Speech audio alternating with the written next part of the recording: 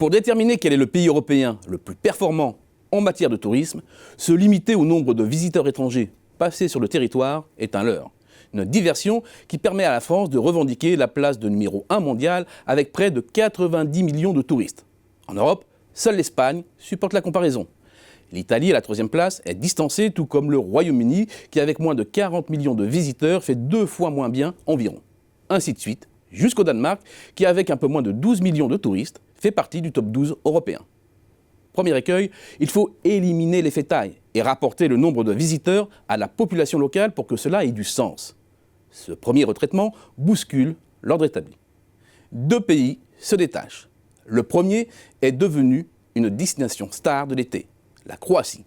Le pays bénéficie à la fois de son positionnement géographique, de son climat, des investissements massifs dans les infrastructures d'accueil depuis le début des années 2000, de son adhésion à l'Union européenne en 2013, puis plus récemment de la désaffection des touristes pour l'Afrique du Nord.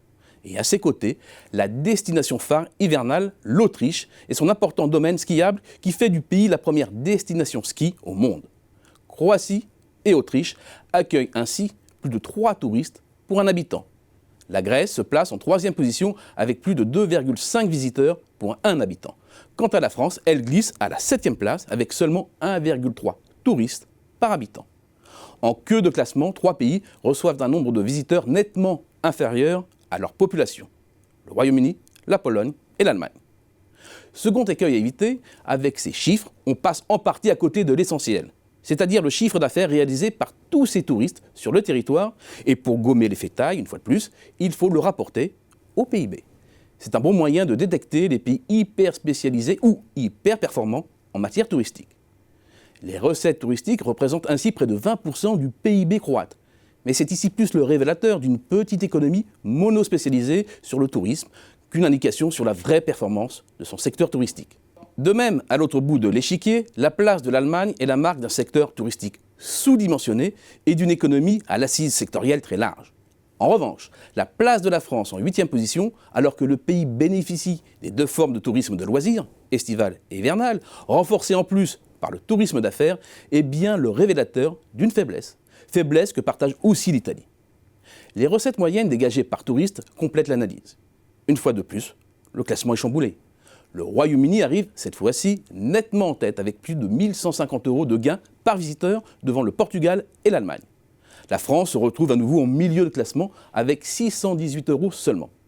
De fait, beaucoup de vacanciers d'Europe du Nord, anglais, allemands, belges, hollandais, ne font que traverser le pays avant de rejoindre leur vraie destination finale, en l'occurrence l'Espagne ou le Portugal.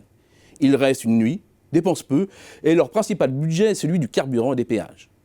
En combinant les 3 principaux indicateurs pertinents, celui du nombre de touristes par habitant, des recettes touristiques en fonction du PIB et du chiffre d'affaires moyen par touriste, c'est finalement le Portugal qui arrive en tête, et ce grâce à une stratégie offensive de montée en gamme et de développement de l'offre, tout comme la Croatie et l'Espagne qui complètent le podium. L'Autriche et la Grèce intègrent le top 5. La France tombe de son piédestal et se retrouve en 7e position et renvoie l'image d'un pays qui sous-exploite son potentiel touristique. Tout comme l'Italie reléguée à la 10e place. 2 pays qui partagent pourtant l'un des plus beaux patrimoines culturels, mais qui vivent en bonne partie sur leurs acquis.